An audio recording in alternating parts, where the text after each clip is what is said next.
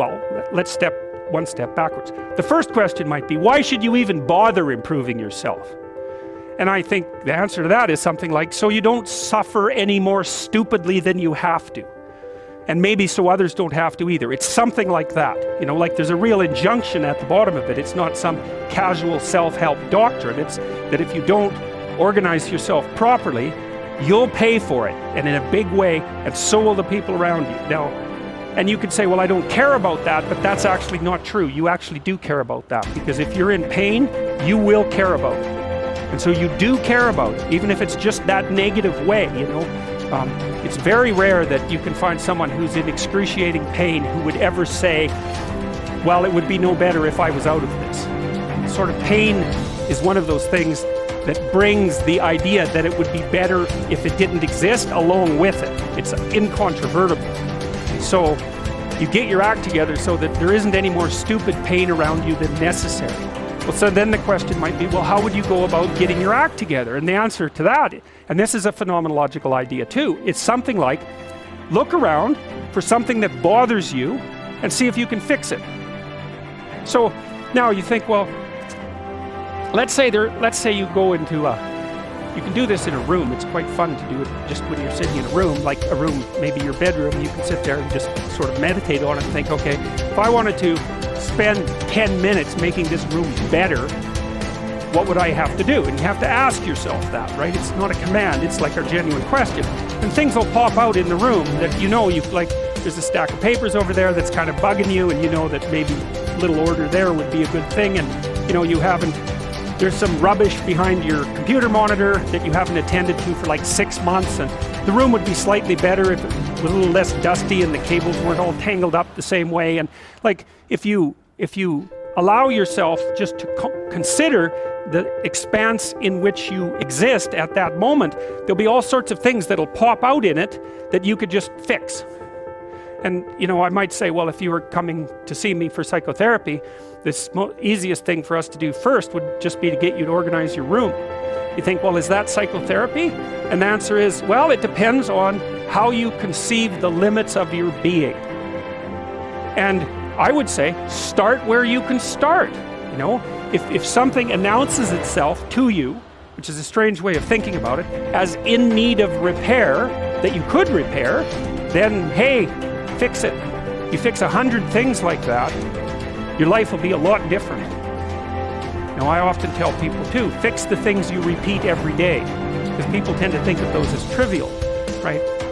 You get up, you brush your teeth, you have your breakfast, you know, you have your routines that you go through every day. Well, those probably constitute 50% of your life. And people think, well, they're mundane, I don't need to pay attention to them. It's like, no, that's exactly wrong. The things you do every day, those are the most important things you do. Hands down. All you have to do is do the arithmetic. You figure it out right away. So 100 adjustments to your broader domain of being, and there's a lot less rubbish around, and a lot fewer traps for you to step into.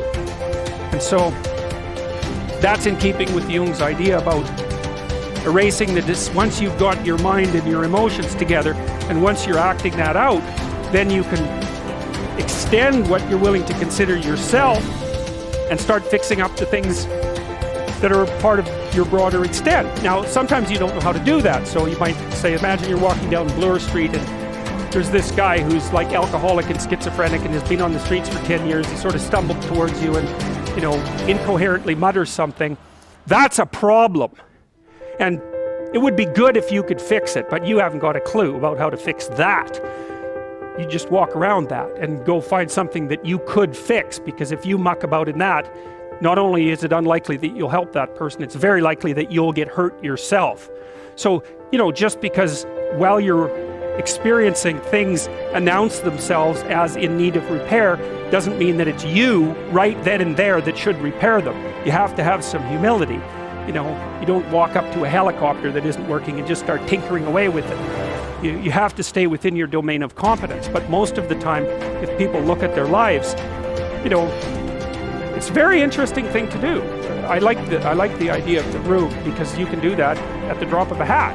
You know, go back to where you live and sit down and think, okay, I'm going to make this place better for half an hour. What should I do? You have to ask, and things will just pop up like mad. And it's partly because your mind is a very strange thing. As soon as you give it an aim, a genuine aim, it'll reconfigure the world in keeping with that aim. That's actually how you see to begin with. And so if you set it a task, especially, you have to be genuine about it, which is why you have to bring your thoughts and emotions together, and then you have to get them in your body so you're acting consistently. You have to be genuine about the aim, but once you aim, the world will reconfigure itself around that aim, which is very strange. And it's technically true. You know, the best example of that, you have all seen this video where you watch the basketballs being tossed back and forth between members of the white team versus the black team, and while you're doing that, a gorilla walks up into the middle of the video and you don't see it. It's like, you know, if you thought about that experiment for about 5 years, that would be about the right amount of time to spend thinking about it. Because what it shows you is that you see what you aim at.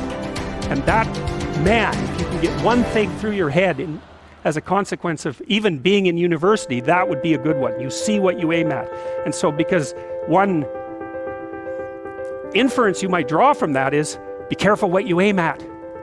Right? What you aim at determines the way the world manifests itself to you.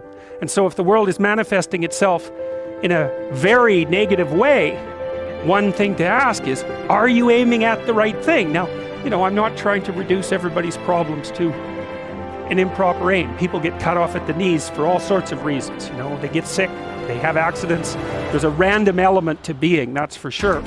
And so you don't want to take anything, even that particular phrase, too far. You want to bind it with the fact that random things do happen to people, but it's still a great thing to ask.